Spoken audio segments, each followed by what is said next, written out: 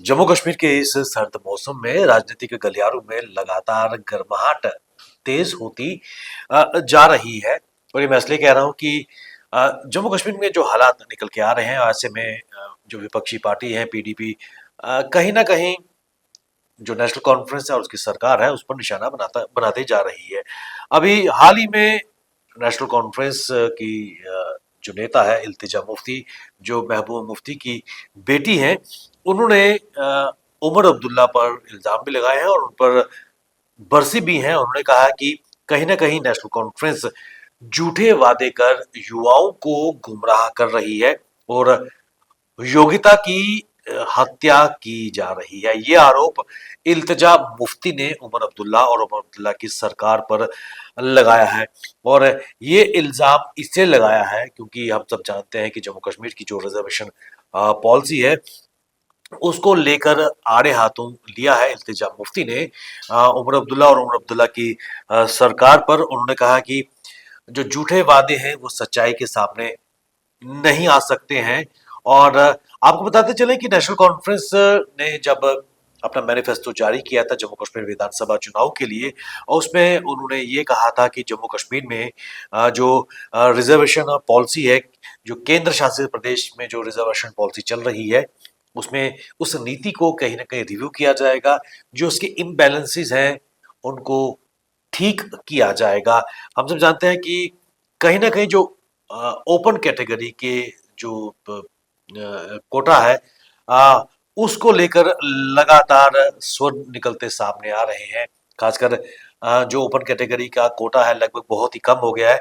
और ये इल्जाम इसलिए लगाया गया क्योंकि अनंतनाग मेडिकल कॉलेज में पैरामेडिकल स्टाफ के लिए, मेडिकल कोर्सेज के लिए कुछ पद निकाले गए थे और जो एडवर्टाइजमेंट सामने आई थी इसमें 17 सीटें निकाली गई थी पैरामेडिकल कोर्सेज के लिए। और हैरानी की बात है कि इन 17 में से सिर्फ 3 जो सीट्स हैं वो ओपन कैटेगरी के लिए रखी गई है।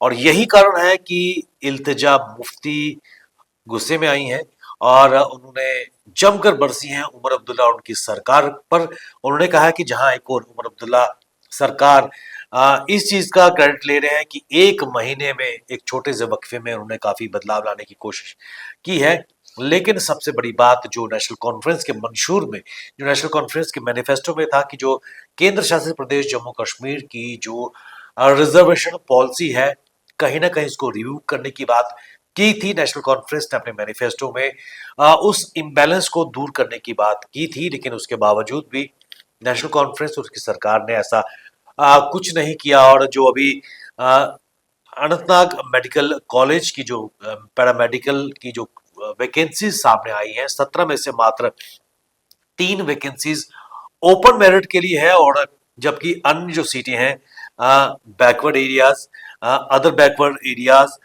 SC ST और बाकी जो कैटेगरीज हैं उनके लिए रखा गया है।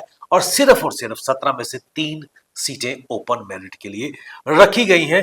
और इसको लेकर इल्तिजा मुफ्ती ने इंटरनेट मीडिया एक्स पर एक पोस्ट में अ, कहा है कि योग्यता की, यानी कि जो टैलेंट है, जो उसकी दिन दहाड़े हत्या की जा रही है। और उन्होंने यहाँ पर मेरिटोक्रेसी की भी बात की, एक वर्ड उन्होंने कॉइन किया है। उन्होंने कहा कि आरक्षण को तर्कसंगत बनाने के झूठे वादे करके जम्मू कश्मीर के अवाम को और खासकर युवाओं को गुमराह करने का प्रयास नेशनल कॉन्फ्रेंस और उनकी सरकार कर रही है।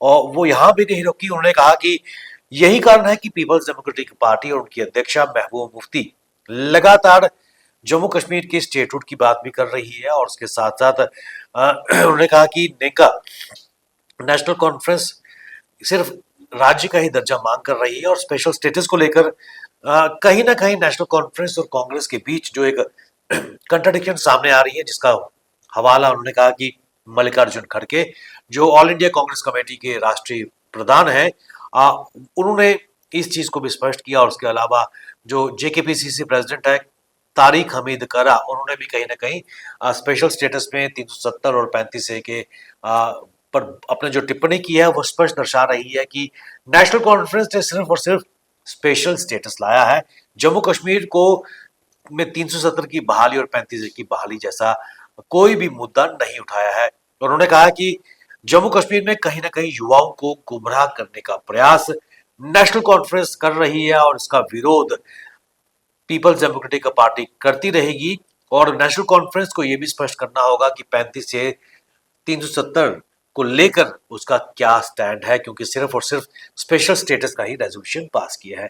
तो लगातार जम्मू कश्मीर के ठंड भरे माहौल में, जहां बर्फबारी लगातार हो रही है हाई एल्टीट्यूड्स, और कश्मीर के कई क्षेत्रों में जमकर बर्फबारी भी हुई है, तो ऐसे में जो राजनीतिक गलियारे हैं, कॉरिडोर्स ऑफ पावर, वहां पर लगातार जो गर्मी है वहां पर बढ़ती जा रही है।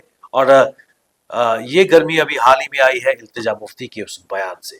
तो बने रहिए हमारे साथ, हमें दीजिए इजाजत, नमस्कार।